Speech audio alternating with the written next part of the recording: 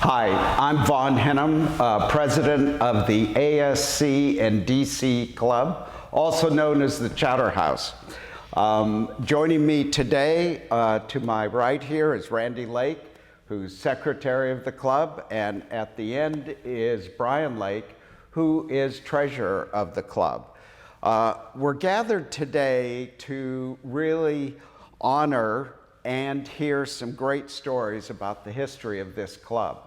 It's really quite a unique club, and I'm hoping that with Kimball Temple, Art Symington, Rhonda Lake, Mark Ducharme, we can capture more of the history of this club, from moving the club from the TD Bank North area to here. How did Kimball help to raise the money? How did he get the Putnams to say it's great to put a club on our property?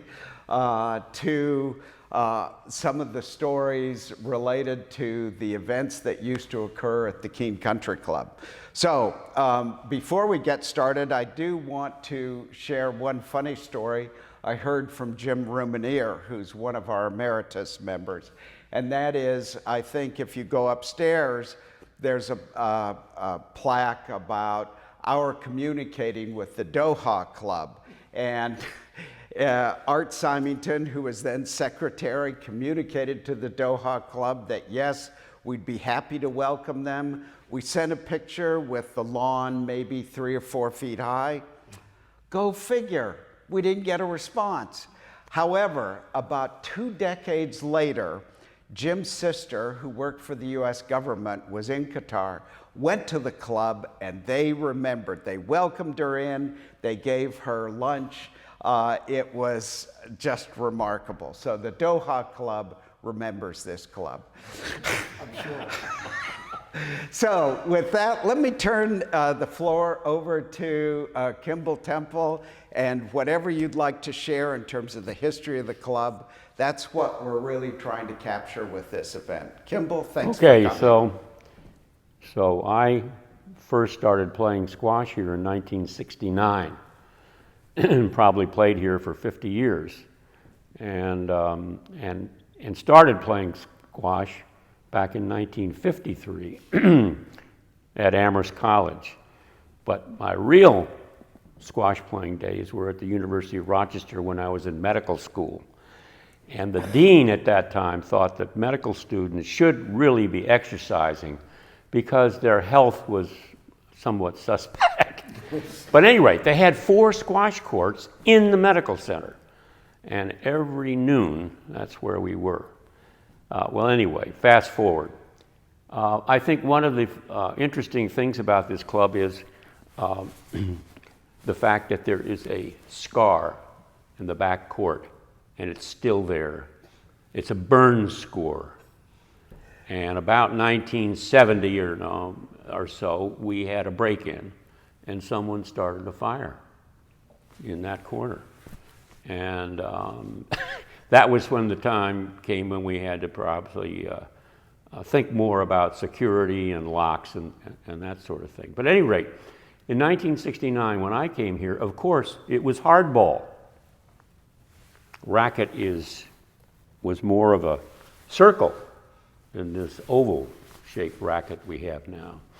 And hardball was, that was an interesting interesting game, and it could be hurtful if one did not permit lets to occur graciously. Let's put it that way. Any rate, so we got to the point where the land was sold to the bank. And by the way, it wasn't the TD Bank. It's the other bank, which is now called M&T, because it was in the corner of School Street and Gilboa Avenue, across from Central Screw. And it was wooded. And interestingly enough, one of the oldest trees in Keene was also in that corner. And when the property changed hands, there was a lot of controversy about cutting that tree down. Well, we had to move the club. And this is in 1975.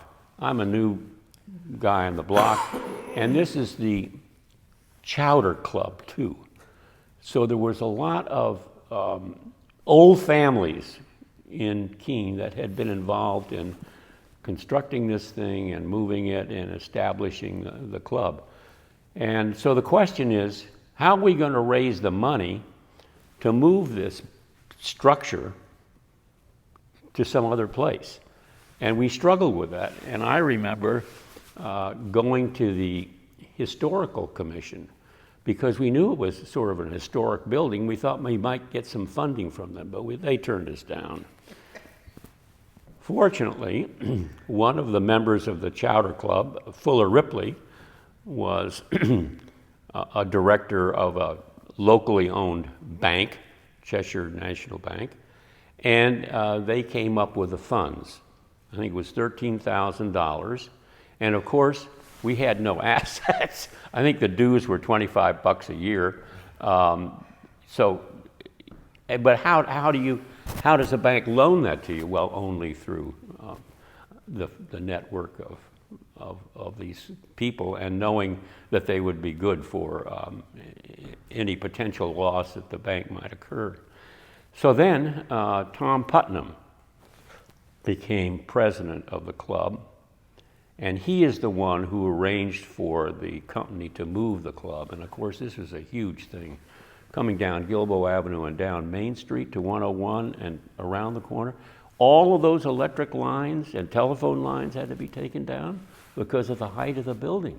I mean, it's extraordinary that we were able to pull it off.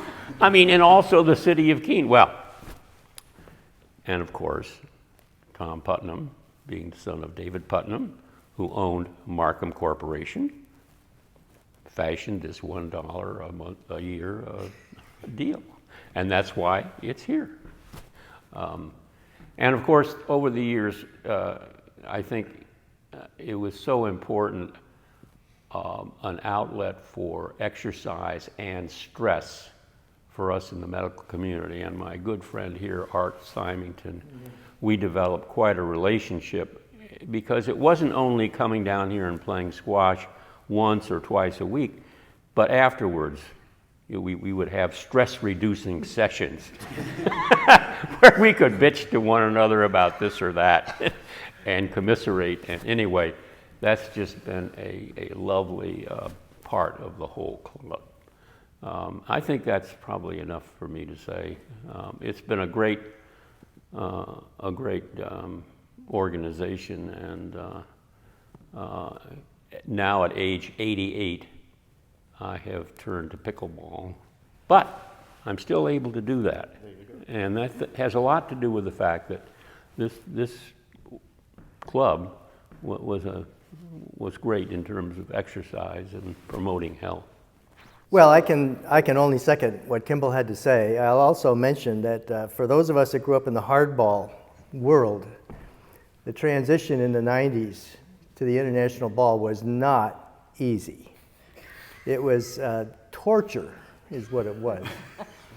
And I'm not sure that many of us ever made it into the softball world. But anyway, I thought it would be fun to talk about not the squash, but the chowder aspect of the club, because when this club was formed in 1958, it included a lot of, shall we say, Keene's first families. And they weren't all avid squash players. And in fact, when the name, there was a good bit of debate at the first meeting, at the founding meeting, that the words chowder development be included, because there were people in that group that never ever hit a squash ball. So they very, very much looked forward to the social events at the club, which were once or twice a year, and always included chowder, obviously, some kind of chowder. But one of the interesting aspects of this club, I've always thought, has been the presidency. Because this organization, as it grew, gave the opportunity, not only the opportunity, the responsibility for everybody to take their turn as president. So that there was a new president every single year for most of the time. Before we got into 26 when we got into a presidency for life situation. And I'll talk about that in a minute. But the major responsibility for the president was the annual meeting, which usually occurred in this room right here, and included chowder and a lot of sort of shenanigans. And when I first joined the club in the 70s, the president had acquired the responsibility of hosting the annual meeting in his home. So a lot of the annual meetings through those years occurred in private homes. Bill Scranton, Joe Bowdy, all had Jack Reynolds had the. And when Jim Rumanier and I sort of took over the secretary and the treasurer's responsibilities, Jim, of course, was the guiding light of the organization, and he handled all the bills and the responsibilities. And the president really had practically nothing to do all year. So every fall, Jim and I would get a lunch with the president, and we would tell him what he had to do. And the main responsibility was to design the annual meeting, which moved back into this building. And it turned out to be a very great event that people really looked forward to. And they had, through many of the 80s and some of the 90s, we'd have 20 or 30 or more people come, and it was a big social event. And what happened was that the president assumed the responsibility, or I should say, developed the responsibility for creating an ambiance to the court, so that every year was a little bit different depending on who was president. And people would come into the room for the dinner and walk into a fantastic display of creative energy. And I mean, one point there were pillars hanging from the ceiling. At one point there was an English auto body hanging again on the wall over there. We had objects of art displayed all over the walls on different years. One of our members was part of an art gallery downtown, and I think some of those pieces were actually for sale. We had somebody hang about 30 squash rackets on the wall for squash motif. One fellow at the last minute didn't have a motif, so he had about a dozen old squash T-shirts from his college days, which he hung on the walls. We had Russian Revolution posters. One time we had Scottish. We had a Scottish motif. We had a Mackenzie in our organization, Kip, and he and his wife had bagpipes. They were bagpipe. The invitation said, "You don't need directions. Just open your car window and listen for the bagpipes." We had a Canadian couple who was President Les Pitts, and they claimed and backed it up with posters on the wall and all kinds of hockey things that the game of squash originated from hockey. So it was very. I said that was the only job that the president had to do. The other job was the president had to find next year's president.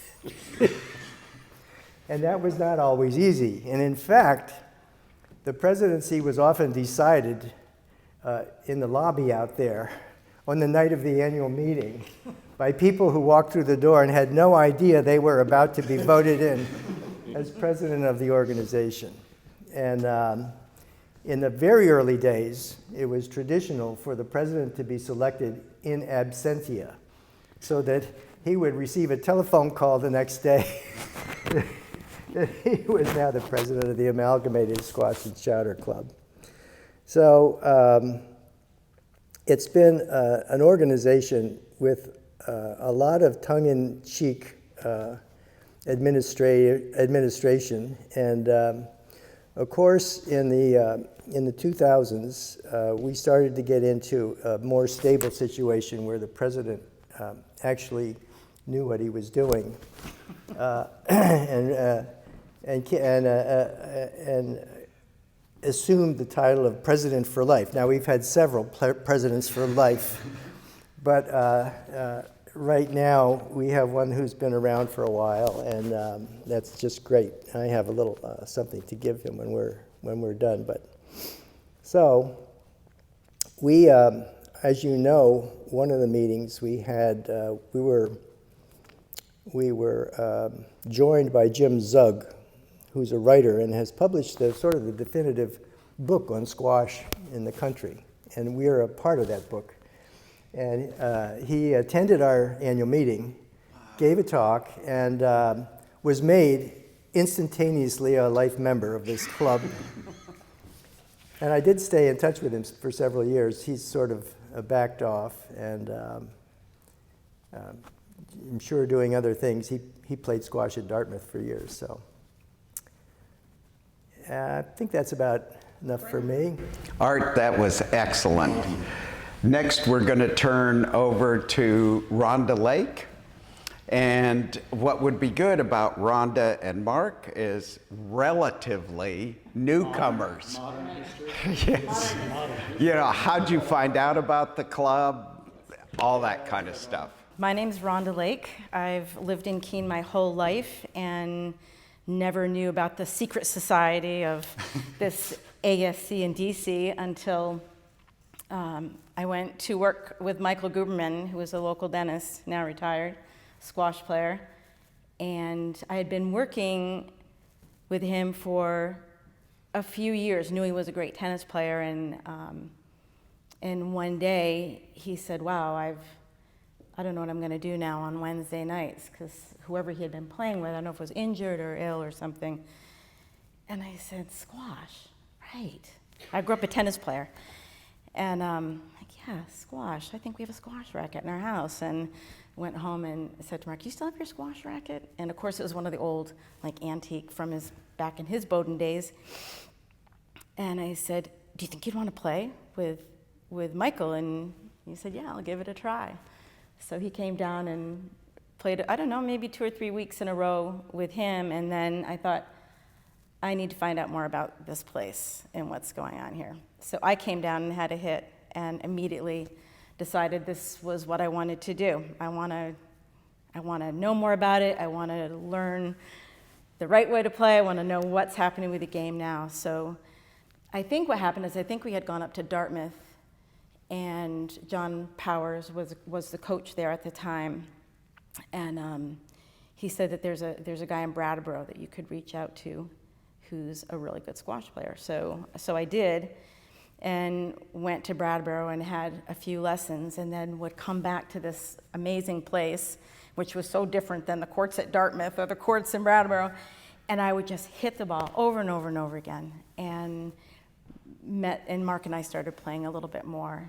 And then slowly started to meet a few of the members that were here, and I thought, gosh, we need to really ramp this up at this court. We can really do something here, and so we started bringing our family down. We would come down at Thanksgiving and Christmas, and there'd be other squash member families here, and that's when I started. It's like, oh my gosh, all right, we're going to join this club, and we're going to meet all these people that I already knew, that I had no idea played squash and had no idea what was part of this club. But it became a big part of our family and our kids, and then my brother Randy started coming, and my nephew Brian started coming, and other cousins, and it just kind of went from there to just being part of this amazing, amazing community. What year was that? I think it was 2005. we were trying to figure that out on the way home this morning, like maybe around 2005, and then we started hosting tournaments, and then we started hosting, get-togethers with Brattleboro, and now Vaughn, you've created this relationship with Gary at Squash West, and and it's just been so much fun. And the annual meetings, just so many times, Art, that you just had the best stories, and I think, this is what this club is all about. It's a community of people who love and care for each other and come together and, for good, healthy reasons, whether it's food or just the camaraderie of being with each other or playing squash. And I'm happy to have been part of this. So Rhonda covered well how I was introduced to the world of squash, really introduced. I did play a few times at Bowdoin. There were some European kids there that said, Mark, you're fit, come out and hit. And so we basically played cutthroat, which was 3 people running around on the court chasing the softball, because they were softball players in Europe, even though Bowdoin at the time was they were all hardball courts. So I was introduced to it. I had a racket, and then fast forward many years, 10, almost 15 years, and I'm tired of running as my only outlet for sports. Michael gets me on the court for the first time, and the healthy addiction of squash took over my life. So I was playing probably 15 hours a week between here and Brattleboro and Dartmouth for many, many years. And at the time, it graduated, started with Michael and regular games, and then, as Rhonda said, we have to mention for sure Kevin Gordon. He was the cheerleader, first president for life, I believe. He definitely had the gift of camaraderie, but also the ability to be the jester and the joker, and with that fun that was always around. I started playing with Kevin regularly and Jim Romanier, and that graduated into Dave Stabler and Chris Schwabe, that then turned into the next round of doctors. So like Tim Fisher came in regularly, and Henry Spindler, so we had a group of pretty active players, and the court was being used 5, 6, 7 times a week, probably from 2005 to 2010. That's when, we were doing, I was looking at the records here, we were doing 6 tournaments a year in some of those years, starting around 2008. And it was competitive, but in a very fun way. It was definitely having more laughing than serious squash. A lot of sweating, not necessarily during squash season, but when everybody was here, it actually got up to temperature. In the wintertime during squash season, I think it was more freezing. I think for anybody that hasn't played at 5:30 in February, 5:30 a.m. that is, in February, like Kevin and Henry used to like to play, it would take 45 minutes for the frost to come off the floor because the heat's up there. So you learned all kinds of unique techniques. I never mastered the art of Art's lob serve that had to go over the second beam and down and in, but there were many things that were famous and bantered about during those years. It was quite a community.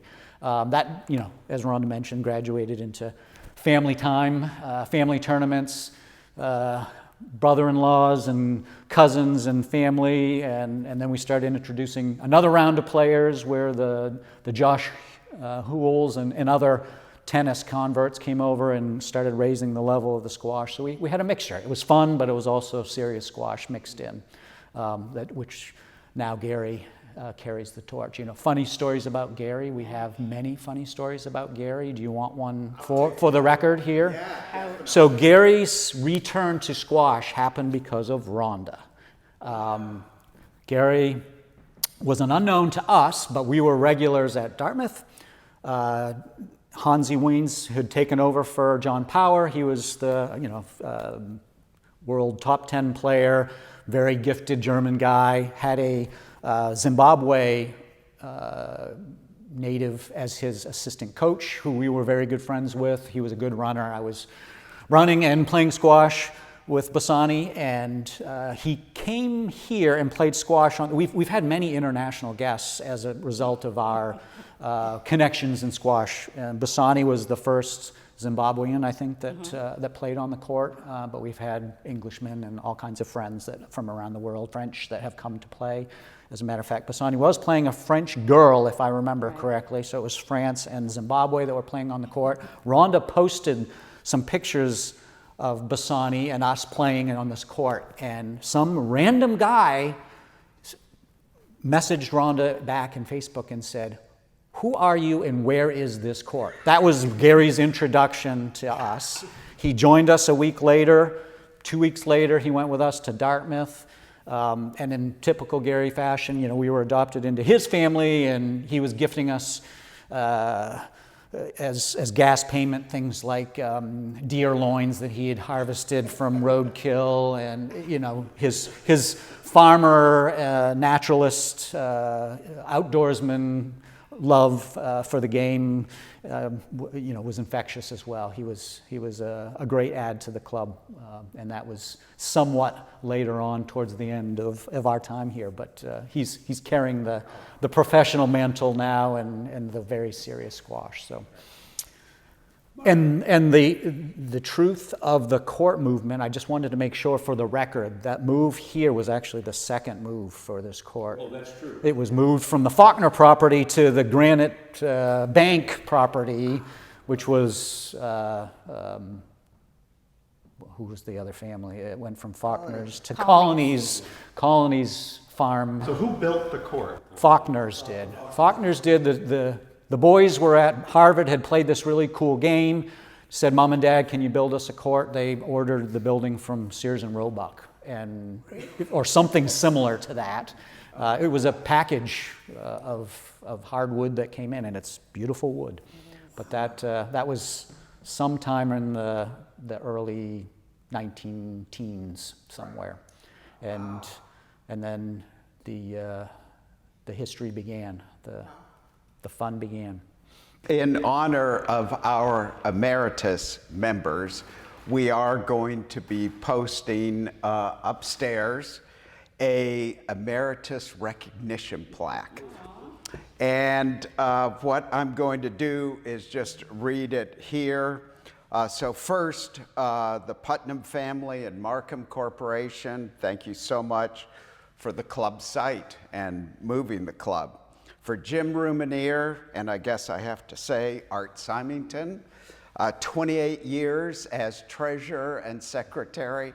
The president really didn't have a chance with those two in charge. So they ran everything. And if you don't know this, Jim usually delivered the financial report in a different language each year because he said financial statements just obfuscate the world anyway. So the one time I remember is he delivered it in Vietnamese, which I thought was really quite remarkable. To Kimball Temple, 53 years as a player and a member, congratulations. To Kevin Gordon, who could not be here today, 12 years as secretary, 3 years as president, but definitely the first president for life. To Mark Ducharme, 11 years as treasurer, and I guess I would just say an avid competitor representing this club at the Tournament of Champions, at Dartmouth, and of course here. And finally to Rhonda Lake, who led the Dartmouth Dames to a victory in the Howe Cup in 2013. So anyway, this will be posted, and it's just a little token of our appreciation for the history and the great camaraderie and the great competition that's been at this club. Thank you so much. Well, thank you for keeping it going, Ron.